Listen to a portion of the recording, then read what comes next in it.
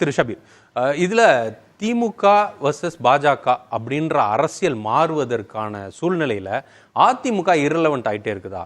அதற்கு காரணம் திமுக வந்து பாஜகவை எதிரியா நிறுத்துவது காரணமா, இல்ல அதிமுக தனது செயல்பாடுகளிலே ஒரு சுணக்கம் இருக்கு, அதன் அவங்க வந்து வீரியமாக களத்துல நிக்கல, இது காரணமா இருக்குமா? அதிமுகவுடைய செயல்பாடுகளில் ஒரு சுணக்கம் இருக்கு. இந்தியாவில் இருக்கக்கூடிய மற்ற எல்லா எதிர்கட்சிகளுக்கும் ஏற்பட்டிருக்கக்கூடிய அந்த பயம் அப்படின்றது அதிமுகவுக்கும் ஏற்பட்டிருக்கு.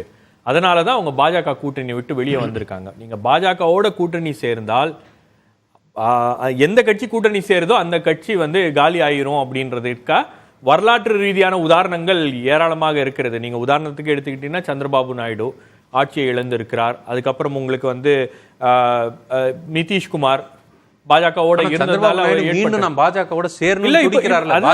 வேற வழி இல்ல. இப்ப அவங்க சந்திரபாபு நாயுடு வந்து மீண்டும் உள்ள சேர்ந்துட முடியுமா அப்படின்னு இவங்களும் முயற்சி பண்றாங்க. அவரும் அதுக்கு ரெடியா இருக்காரு. அரசியல் ரீதியாக இரலவெண்ட் ஆகக்கூடிய ஒரு வாய்ப்பு அப்படின்றது ஏற்படுகிறது. அது பாஜகவுக்கு தான் லாபமாக அமைகிறது அப்படின்றது. ரெண்டாவது, உங்களுக்கு பாஜக கடந்த 10 ஆண்டுகளாக என்ன பண்ணியிருக்காங்க, அவங்களுடைய வேலை அப்படின்றது வந்து தொடர்ந்து நடந்துட்டு இருக்கு. அவங்க ஆட்சியில இருந்தாலும் இல்லாவிட்டாலும் ஆர்எஸ்எஸ் மற்றும் சங்கு பரிவார அமைப்புகள் வந்து கிரவுண்ட் லெவல்ல வேலை செய்யக்கூடிய அந்த வேலை அப்படின்றது தொடர்ந்து நடந்துட்டு இருக்கு. அவங்க ஆட்சிக்கு வரும்போது அவங்களுடைய ஆர்கனைசேஷனை எக்ஸ்பேண்ட் பண்றாங்க. எல்லா இன்ஸ்டிடியூஷன்ஸையும் கேப்சர் பண்றாங்க. இன்னைக்கு இந்தியாவில் இருக்கக்கூடிய பெருவாரியான இன்ஸ்டிடியூஷன்ஸ் வந்து அவங்க கேப்சர் பண்ணியிருக்காங்க. அந்த இன்ஸ்டிடியூஷன்ஸ் உடைய சிந்தனையை மாற்றி இருக்கிறார்கள்.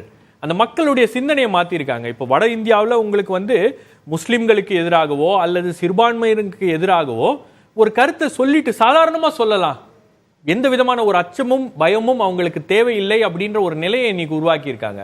இவங்க சொல்றாங்க மதவாத அரசியல் எங்க பண்ணோம் அப்படின்னு சொல்லிட்டு.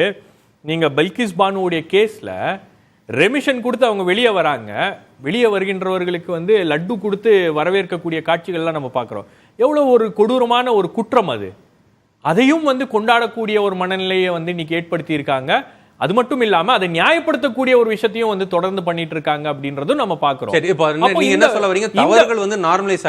எல்லாத்தையும் நார்மலைஸ் பண்றாங்க. இவ சரவணன் பேசும்போது சொன்னாரு, இந்த மாதிரி மாப் லிஞ்சிங் அப்படின்றது நடக்குது, கும்பல் கொலைகள் அப்படின்றது நடக்குது.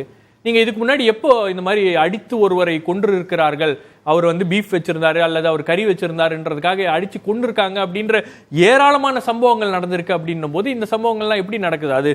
அது நடந்து அதை வீடியோ எடுத்து பதிவு பண்ணி அதை பெருமையா போடுறாங்க.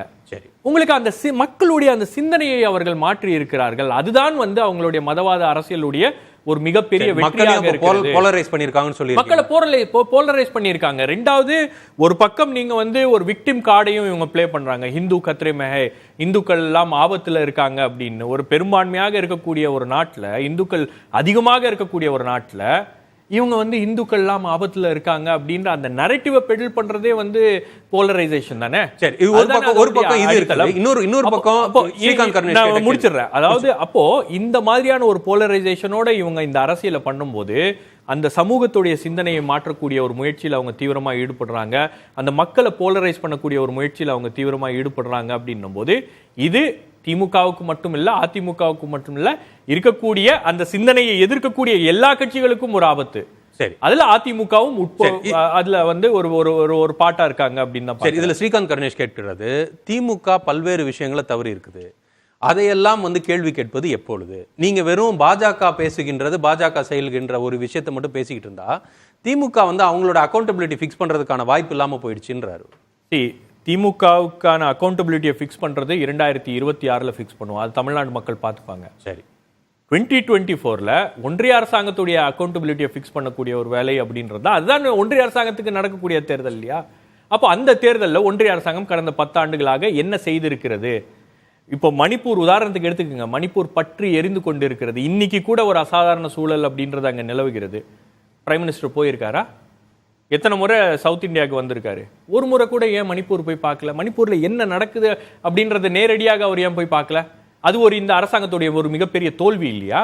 ஒரு 147 பிணங்களை வந்து கொண்டு போய் ஒரே நாள்ல அடக்கம் பண்றாங்க. அந்த காட்சிகள்லாம் வந்து நீங்க என்ன காசாவில் தான் அந்த மாதிரி காட்சிகளை பார்த்திருக்கோம். அது மணிப்பூர்ல நம்ம இந்தியாவில் இருக்கக்கூடிய ஒரு பகுதியில் நம்ம அந்த காட்சிகளை பார்க்கிறோம் அப்படின்னும் போது, அப்போ இதெல்லாம் வந்து இதெல்லாம் கேள்வி கேட்கக்கூடிய ஒரு தேர்தல் தான் 2020 நாடாளுமன்ற தேர்தல். அதனால ஆளுங்கட்சியை வந்து அவங்க நாடாளுமன்ற தேர்தலில் ரெண்டாவது நாடாளுமன்ற தேர்தலில் திமுகவை பொறுத்த வரைக்கும் அவங்க எடுத்திருக்கக்கூடிய நிலைப்பாடு அப்படின்றது உங்களுக்கு வந்து சரியான நிலைப்பாடு. ஏன்னா இங்க வந்து பாஜகவுக்கு எதிரான ஒரு மனநிலை அப்படின்றது இருக்கு.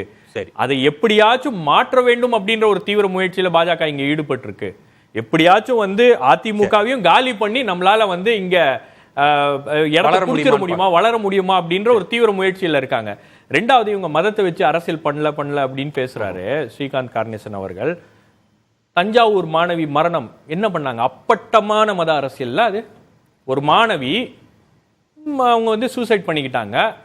போய் அதை ஃபோர்ஸ்ட் கன்வர்ஷன், கட்டாய மத மாற்றம் அப்படின்னு சொல்லிட்டு அதை பிரச்சனை பண்ணி எவ்வளோ பெரிய பிரச்சனை உண்டாக்குனாங்க. 65 வயதுடைய அந்த வார்டன், சகாயமேரி அப்படின்ற அந்த வார்டன் வந்து சிறையில் இருந்தாங்க. இன்னைக்கு அந்த ஸ்கூலுடைய ஹாஸ்டலே க்ளோஸ் பண்ணப்பட்டிருக்கு. அது 100 ஆண்டுகளுக்கு மேலாக இருக்கக்கூடிய ஒரு பள்ளி. ரெண்டாவது, உங்களுக்கு சொல்றேன், நீங்க மதத்தெல்லாம் வந்து பெரிய நம்பிக்கை இருக்கு அப்படின்லாம் பேசக்கூடிய ஒரு கட்சி பாஜக. சமீபத்தில் ஒரு பேட்டியில் உதயநிதி ஸ்டாலினுடைய ஒரு பேட்டி, அமைச்சர் உதயநிதி ஸ்டாலினுடைய ஒரு பேட்டி, அது குறித்தான விமர்சனத்துக்கு அண்ணாமலை பேசிய அந்த கொச்சையான வார்த்தைகள், அது எங்க இருந்து பேசுறாரு? அவரு ஒரு கோயிலுக்குள்ள இருந்து பேசுறாரு. ஒரு கோயிலுக்குள்ள அந்த கோயிலெல்லாம் சுத்தப்படுத்தி முடிச்சுட்டு பேட்டி கேட்கும் போது கோயிலுக்குள்ள அந்த மாதிரி ஒரு வார்த்தையை நீங்க பயன்படுத்தலாமா? பயன்படுத்திட்டு அதை வந்து அதை நார்மலைஸ் பண்றாரு. கொங்குடைய வட்டார வழக்கு அப்படின்றாரு. எனக்கு தெரிஞ்சு நானும் கொங்குக்காரன் தான், அக்னீஸ்வரன் சொல்லட்டும், இது கொங்குடைய வட்டார வழக்கா? எவ்வளவு பேர் இருக்காங்க இது வரைக்கும் வந்து கொங்குல பாஜகவிலேயே நிறைய பேர் இருக்காங்க. அவங்கெல்லாம் இது வரைக்கும் ஒரு வார்த்தை அந்த மாதிரி பேசினது இல்லையே. அப்ப எல்லா விஷயத்தையும் நார்மலைஸ் பண்ணக்கூடிய ஒரு நடவடிக்கை ஆன்மீகத்துக்கு சம்பந்தம் இல்ல, அரசியல் அரசியல் தான்.